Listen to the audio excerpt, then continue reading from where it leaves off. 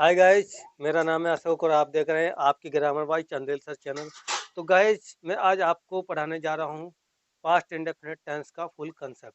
तो guys, past indefinite tense के definition, rules और स्ट्रक्चर के बारे में हम जानेंगे। सबसे पहले हम लेंगे इसकी डेफिनेशन को। पास्ट इंडेफिनिट टेंस के सेंटेंस को कैसे पहचानें।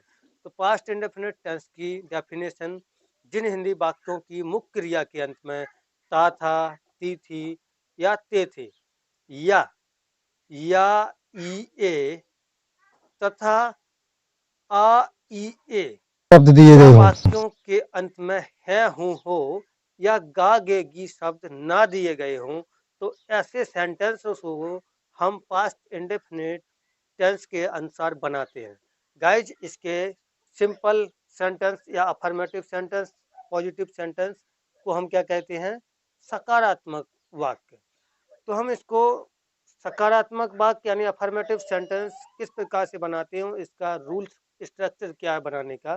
तो गाइज, इसका स्ट्रक्चर देखिए। सबसे पहले सब्जेक्ट आएगा, फिर मेन वर्ब का सेकंड फॉर्म आएगा, फिर आएगा हमारा ऑब्जेक्ट और प्लस ईटीसी। गाइज, इसका एक एग्जांपल्स के थ्रू इस रूल को फॉलो करके हम सेंटेंस को ट्रांसलेट करेंगे। जैसे एग्जांपल्स, मैं घर आता था, तो यहाँ पर क्या हो जाएगा? ता था, यानी हमारा ये पास्ट इंडेफिनिट टेंस है। तो हम कैसे बनाएंगे? आई, मैन वर्ब का सेकंड फॉर्म लगेगा। सब्जेक्ट क्या है? आई। तो यहाँ पर मैंने मैं के लिए आई लिख दिया है। उसके बाद में मैन वर्ब का सेकंड फॉर्म, आना का क्या है? आना किस मीन्स होता है? Come means. कम का सेकंड फॉर्म लगाएंगे कैम, यानी सेकंड फॉर्म मैन वर्ब का सेकंड फॉर्म है तो कम हमारा मैन वर्ब हुआ, तो सेकंड फॉर्म कैम हुआ। फिर कहाँ? घर। मैं घर आता था, I came, second form man verb का, फिर होम। तो गाइज, ये हमारा आई कैम होम ये सेंटेंस ट्रांसलेट हो गया। मैं घर आता था, तो ये हो गया हमारा सकारात्मक। अब हम चलते हैं नेगेटिव सेंटेंस पर। नेगेटिव का रूल क्या होता है? नेगेटिव में हमारी हेल्पिंग वर्ब लगेगी। जब इस टेंस में हेल्पिंग वर्ब लगती है तो मैन वर्ब का फर्स्ट फॉर्म ही लगाते हैं हम। तो यहाँ पर इसका रूल्स देखिए। सबसे पहले सब्जेक्ट, फिर हमारा हेल्पिंग वर्ब इसकी डिड है, तो सब्जेक्ट हेल्पिंग वर्ब यानी डिड आएगा, फिर हमारा प्लस नॉट आएगा, फिर प्लस क्या आएगा? हमारा मैन वर्ब का फर्स्ट फॉर्म आएगा, फिर हमारा क्या आएगा? ऑब्जेक्ट, फिर आएगा ईटीसी। तो गाइज, एक एग्जांपल्स के थ्रू इसको भी हम बनाते हैं। जैसे तुम स्कूल नहीं जाते थे, तो इसके लिए क्या आएगा? सबसे पहले यू आएगा, सब्जेक्ट हमारा यू, हेल्पिंग वर्ब डिड आएगा, फिर नॉट आएगा, फिर जाना गो, गो का फर्स्ट फॉर्म ही आएगा गो, टू लगाएंगे आने जाने के साथ, और स्कूल ऑब्जेक्ट आ जाएगा, ईटीसी कुछ और दिया नहीं गया है तो क्या हो जाएगा? क्या हो जाएगा? यू, क्या हो जाएगा? You did not go to school. तो गाइस, ये हमारा होगा नेगेटिव सेंटेंस का। अब चलते हैं हम सिंगल इंटरोगेटिव सेंटेंस के ऊपर। सिंगल इंटरोगेटिव सेंटेंस होते क्या है, पहले तो ये समझना है। सिंगल इंटरोगेटिव वे सेंटेंस होते हैं जो क्या से स्टार्ट होते हैं। जैसे क्या मैं आता हूँ, क्या मैं घर जाता हूँ, कोई भी क्या से स्टार्ट हो वो सिंगल इंटरोगेटिव है। और साथ में नहीं शब्द आता है तो single interrogative plus negative. Hindi में क्या बोलेंगे? साधारण प्रश्नवाचक, नहीं शब्द साथ में तो नकारात्मक। साधारण प्रश्नवाचक तथा नकारात्मक वाक्य। गाइस, तो यहाँ एक एग्जांपल, इसका पहले रूल्स देखते हैं। रूल्स क्या है इसका? सबसे पहले हमारा हेल्पिंग वर्ब आती है। अब बाहर कोई भी सेंटेंस हो, सिंगल इंटरोगेटिव है, तो उसमें हमारा सबसे पहले रूल्स आएगा, वो हेल्पिंग वर्ब बाहर आएगी। तो हेल्पिंग वर्ब क्या है? डिड। उसके बाद में हमारा क्या आएगा?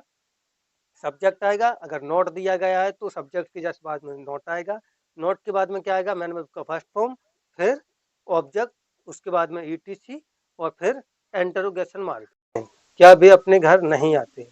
तो गाइज, ये हमारा एग्जांपल्स हुआ, क्या वे अपने घर नहीं आते हैं। सबसे पहले हेल्पिंग वर्ब डिड आएगा, डिड के बाद में सब्जेक्ट आएगा, वे के लिए दे, फिर नहीं शब्द है इसलिए नोट लगाएंगे। मैन वर्ब का फर्स्ट फॉर्म नहीं आते हैं तो क्या लगेगा? कम का कम ही आएगा, तो कम लिखेंगे। फिर कहाँ? घर, तो होम आ जाएगा।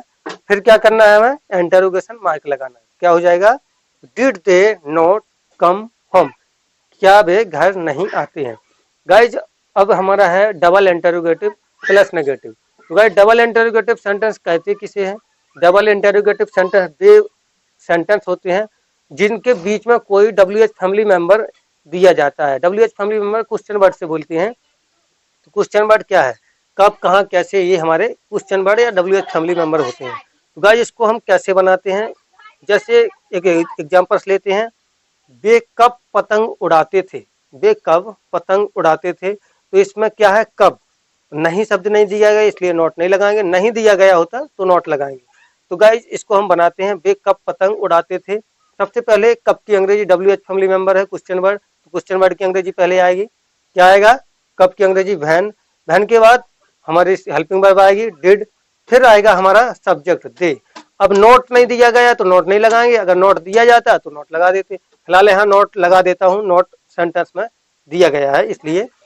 तो अगर नोट लगाते हैं तो क्या होगा, सबसे पहले वैन आएगा, फिर डिड आएगा, फिर सब्जेक्ट दे आएगा, और उसके बाद में नोट लगेगा, फिर आएगा हमारा मैन वर्ब का फर्स्ट फॉर्म फ्लाई, आ काइट हमारा ऑब्जेक्ट लग जाएगा।